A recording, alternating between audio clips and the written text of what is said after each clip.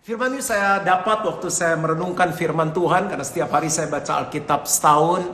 Dan tiba-tiba ada sebuah pesan yang Tuhan taruh untuk setiap kita. Saya nggak tahu keadaan saudara, saya bahkan nggak bisa lihat wajah saudara. Tapi percaya malam hari ini ada harapan di tengah krisis. Bapak Ibu Saudara pernah dengar kisah Elia waktu itu terjadi kekeringan di Israel. Dan Raja Ahab itu minta supaya Elia melakukan mujizat. Dan saat itu mereka berkumpul, ada ratusan Nabi Baal. Dan mereka percaya sama Allahnya, Elia percaya sama Allahnya.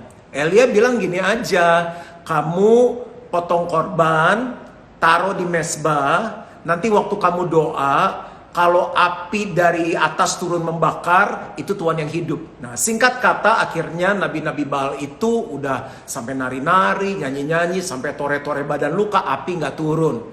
Nah, Elia doa. Dia buat KKR yang besar, dia bilang, Tuhan supaya mereka percaya bahwa Engkau Allah yang hidup. Boom! Api turun dari langit dan membakar semua korban. Nah, apa yang terjadi? 450 Nabi Baal itu disembelih, dibunuh semuanya. Dan apa yang terjadi? Hujan turun. Hujan turun dengan luar biasa, mujizat terjadi. Nah, cerita berlanjut, Raja Ahab cerita sama istrinya, Isabel. Bukan Isabel, Isabel. Nah, Isabel itu dia bilang gini, saya nggak tahu dia panggil sayang atau apa, si Elia itu kurang ajar dia bunuh nabi-nabi Baal, Tuhannya bla bla bla bla bla. Bayangin udah ada mujizat masih seperti gitu. Nah, disinilah kisah dimulai, seorang nabi yang luar biasa. Mungkin kita yang hadir, kita mungkin sebelum ini hebat dalam bisnis kita, hebat dalam pelayanan kita, hebat dalam karir kita, tiba-tiba bam, sesuatu terjadi. Nah, saya akan mulai bahas, saya nggak akan bahas semuanya, tapi mulai dari mengapa hope bisa hilang dalam hidup kita. Mengapa harapan bisa hilang dalam hidup kita? Yang pertama karena keadaan. Pengharapan bisa hilang karena keadaan. Nah, keadaan seperti ini, krisis yang panjang ini membuat harapan kita bisa hilang. Tapi enggak, malam ini harapan itu harus kita dapat kembali. Yang pertama, hope bisa hilang karena keadaan. Jadi Elia hilang pengharapan karena keadaan. Karena si Isabel suruh orang ke dia dan ngomong begini. 1 Raja-Raja 19 ayat 2 dan 3. 1 Raja-Raja 19 ayat 2 dan 3. Maka Isabel menyuruh seorang suruhan mengatakan kepada Elia, beginilah kiranya para Allah menghukum aku, bahkan lebih daripada itu, jika besok kira-kira pada waktu ini aku tidak membuat nyawamu sama seperti nyawa salah seorang dari mereka itu. Maka takutlah Elia, bayangin abis bunuh 450 Nabi Baal, abis ngadain KKR besar, hujan udah gak turun 3,5 tahun, hujan turun hebat banget deh. Dalam seketika keadaan membuat dia hopeless. Maka takutlah ia lalu bangkit dan pergi menyelamatkan nyawanya. Dan setelah sampai ke Beersheba yang termasuk wilayah Yehuda, ia meninggalkan bujangnya di sana. Jadi Bapak Ibu Saudara, kelasnya Elia aja bisa hopeless. Apalagi kita, jadi normal. Tapi malam ini hope itu harus dibalikin lagi, ya, karena keadaan. Makanya gini, dengar berita, lihat berita, dengar omongan orang, kita suka forward, teruskan pesan itu bagus, nggak salah. Tapi kalau kita bikin takut, ya jangan dibaca, kan kita udah tahu COVID, ya udah, jaga imun, jaga diri, ikut protokol, ya. Yang kedua, mengapa hope bisa hilang? Karena sendirian. Makanya kenapa dengan niat setiap hari Kamis, berarti bayangin ini udah belasan kali saya harus siapkan khotbah khusus, harus khotbah hari Minggu lagi, Minggu mungkin udah belasan kali ya. Di awal-awal pertama terus saya khotbah, ini udah selang-seling, ini sampai Agustus khotbah saya udah jadi, saya udah tape. Belum termasuk khotbah hari Kamis lagi. Kenapa saya sungguh-sungguh pengen ini diadakan? Itu double ekstra persiapan supaya Bapak Ibu nggak sendirian. Karena sendirian bisa hopeless. Coba bilang dulu sama kiri kanannya. Kalau di kiri kanannya ada suami, ada istri, ada orang tua, ada teman, bilang jangan sendirian. Tapi kalau nggak ada orang, jangan ngomong aneh ya. Jangan sendirian. Makanya ini secara online kita ketemu. Makanya kayak kemarin tuh seminar akhir zaman, ikut. Nanti Rabu depan ada upgrade seminar, ikut. Kita bikin night chat lagi, ikut. Tanggal 7 Juli CEO atau presidennya BCA Pak Jastiatmaja udah confirm untuk night chat dengan saya. Judulnya adalah Journey to the Top. Nah, ini kesempatan, dan dia juga ngalami krisis. Jadi tiba-tiba saya bisa baca bukunya, Saya bilang kenapa enggak ya seorang yang cinta Tuhan untuk sharing, untuk bagi pengalaman. Mereka juga mengalami masa-masa yang sulit, tapi bagaimana dia bangkit. Nah itu, kita perlu sering ngumpul. Jadi hari Kamis jangan lewatkan, ajak semua sel, ajak semua keluarga, kita bersatu. Ayat 4 dari 1 Raja-Raja 19 tadi, tetapi ia sendiri masuk ke padang gurun sehari perjalanan jauhnya. Padang gurun keadaan yang kering, yang gak enak, krisis. Lalu duduk di bawah sebuah pohon arar. Kemudian ia ingin mati. Ini udah putus asa banget. Orang hebat bisa putus asa. Cukuplah itu sekarang ya Tuhan. Ambillah nyawaku sebab aku ini tidak lebih baik daripada nenek moyangku. Kenapa dia hopeless? Karena udah dalam keadaan yang seperti itu, dia tinggalin bujangnya, dia cuma sendirian. Justru dalam keadaan seperti ini kita nggak boleh sendirian. Walaupun nggak bisa ketemu secara fisik, kita harus berkumpul secara online. Hari Minggu jangan dilewatkan kebaktian online. Zoom dengan kelompok sel, family sel kita jangan dilewatkan. Pray, praise and worship seperti ini jangan dilewatkan ya. Langsung masuk bagaimana hope bisa kembali. Bagaimana harapan itu kita bisa rebut kembali. Yang pertama, semangat kejeduk.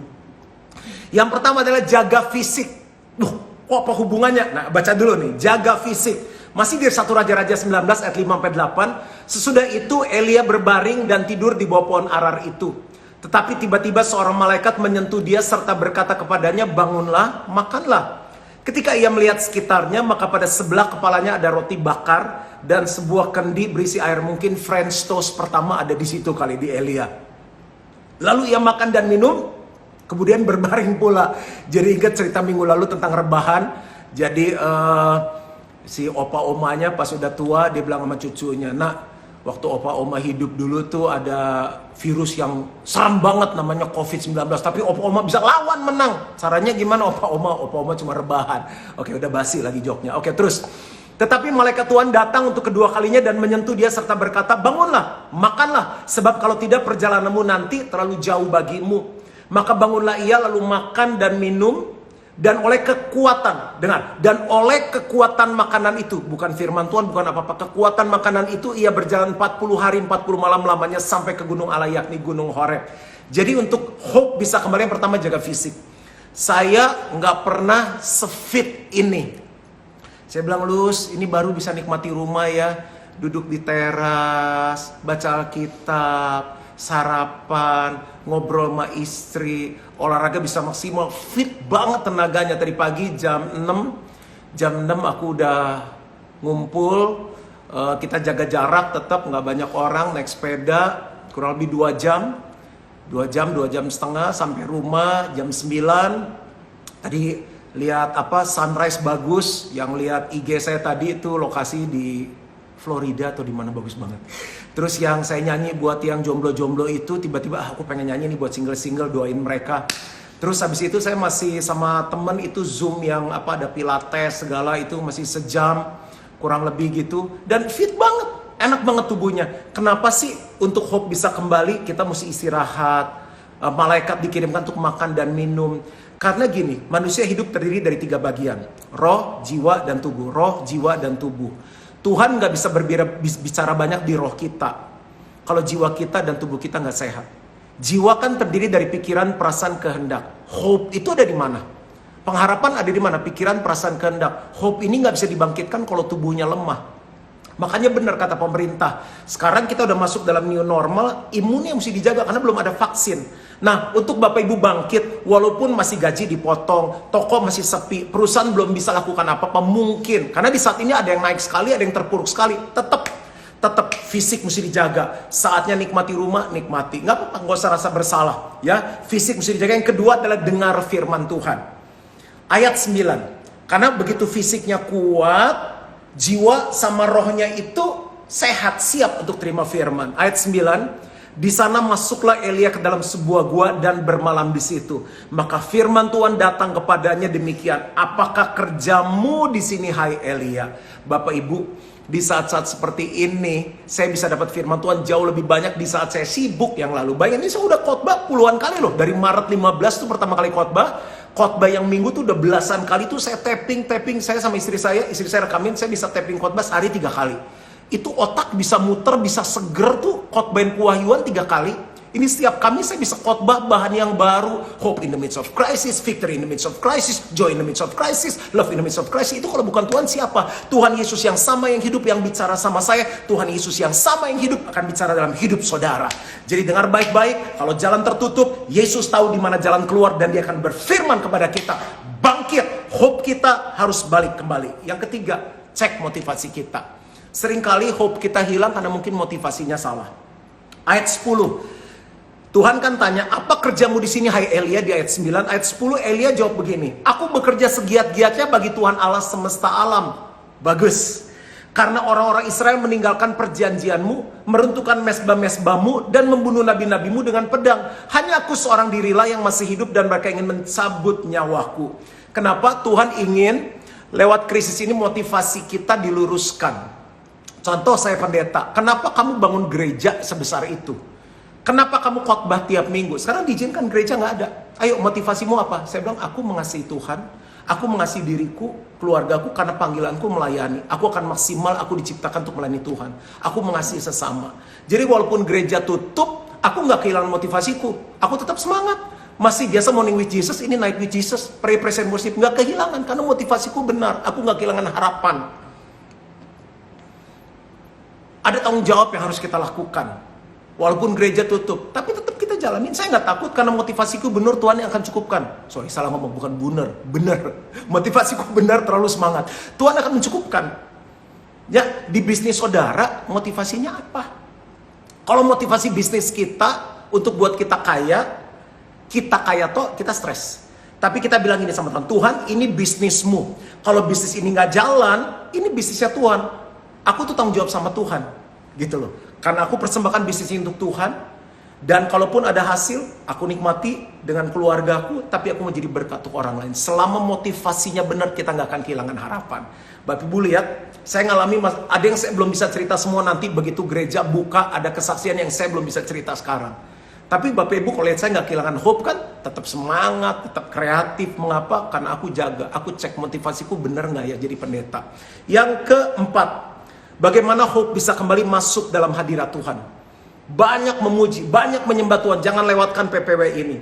Disitulah kita akan mengalami keperkasaan dan penghiburan Tuhan. Kita lihat keadaan negatif, begitu masuk hadirat Tuhan, kita lihat Tuhan yang besar. Saya memuji dia. Makanya tadi awal saya nyanyi gini, Tuhan Allah di tengah kita besar, besar. Begitu ingat Tuhan besar, masalah jadi kecil, gitu loh. Ayat 11 sampai 14. Lalu firman Tuhan keluarlah dan berdiri di atas gunung itu di hadapan Tuhan. Berdiri di atas gunung tuh gini.